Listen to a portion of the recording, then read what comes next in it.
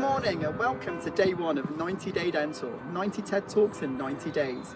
I'm here in Bristol, my hometown, on a lovely sunny day, and what better day to kick off a project like this than the beautiful sunshine of the coming Easter holidays. So, without further ado, our first speaker is very well known in the dental community. It's going to be on communication for the next couple of days, but also we wanted to kick it off with something topical and relevant. Something that will help us in the immediate aftermath of everything that we're going through straight away. And so the first topic that I asked him to do and cover was literally, what can we as dentists, dental team members and practice owners all do in the coming days and in the coming months during this crisis that would actually benefit us in the short term and the long term, now that we've got some much needed free time on our hands. So without further ado, it's going to be Ashley Latter. Hi, this is Ashley Latter here, speaking to you today from my training centre in Manchester. If you don't know much about me, I'm pretty well known for this book here. Don't Wait for the Tooth Fairy, How to Communicate Effectively and Create the Perfect Patient Journey. And this other book here called You Are Worth It, How to Discuss Fees with Confidence and Achieve the Income That Your Services Deserve. And I've been asked today to produce a short video on some things that dentists, practice owners, team members, practice managers, anybody actually in the practice, anything that they can do during this coronavirus and this downtime. I actually got asked this question this week by a group of entrepreneur dentists who I coach on a weekly basis, and what was the one thing that they would do. And here was my advice, and here's my advice to you guys as well.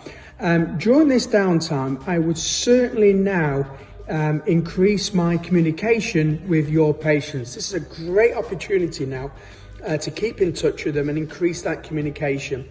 Now there's many ways obviously you can do this.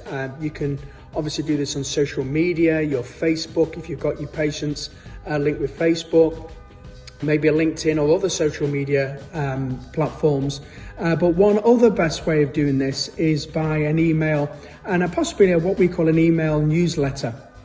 Now, I've been doing email newsletters, we call ours the Lunch and Learn now, for the best part of 23 years. We have something like 16,000 dentists, team members, practice managers, owners that get this Lunch and Learn every week. And if you don't already do this is a great opportunity to start. So what would you send out in your first newsletter? Well, we did some brainstorming with these entrepreneurs this week. And I'm going to share with you what you should do, and then I'm going to share with you a success story that one of my entrepreneur dentists has actually had already. So the first newsletter I'd probably sent out, you probably sent one out already anyway, but if you've sent one which says that we are closed and we're going to reopen hopefully when things improve, why don't you send an email newsletter out to your patients to say, although we're closed, we are here for you if you've got any problems, any emergencies, any issues that you have. Here's my personal mobile number. Please call me 24, not 24 hours, 7 days a week, but you know what I mean. Here's my mobile number. Please call me if you've got any problems. This particular entrepreneur dentist, what he actually did was he actually sent an email to his list to say, look, I'm here to help you, and I'll help your patient, your friends and relatives, even if they're not patients of ours. Please give them my mobile number and I'll be here to support you. So you could send out an email just to say, I'm here if you've got any problems.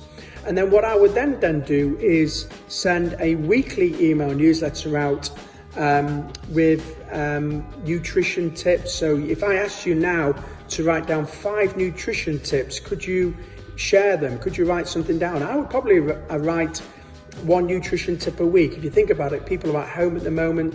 They may be spending a bit too much time on the couch and probably not eating the right, haven't got the right eating habits at the moment. So sending out really good value nutrition tips could be an idea.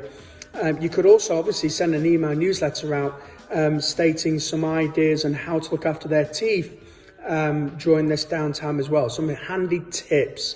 So make the newsletter really interesting, really relevant, and not boring. And if you put your own personality style in there as well, a bit about maybe what you're doing during the downtime, that might inspire people and motivate them.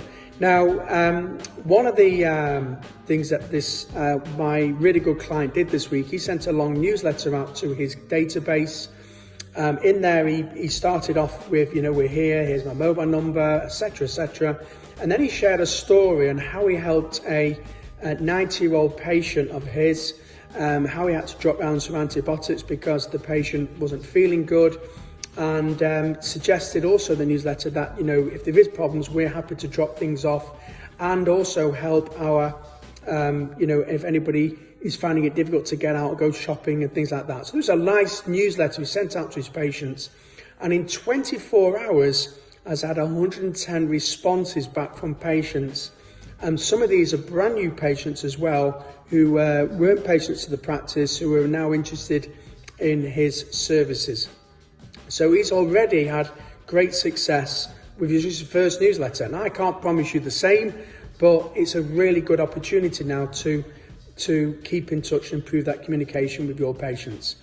Here's the best news about it. If you make your newsletter, the first one in particular, really relevant and interesting, and you keep going with this, the chances is that your patients at home, they probably have a good chance that they might even read it from start to finish. At the moment, people have got a little bit more time on their hands, so that you've got this really good opportunity now to build that relationship with your patients and put a ring fence around them. And that concludes day one of 90 Day Dental. Thank you for tuning in. It's been a pleasure having you on board. Ashley will be back with us tomorrow to continue with the theme of communication skills. We've had even more unbelievable speakers sign up in the next 24 hours, and this project is getting more and more exciting by the day. Tune in tomorrow.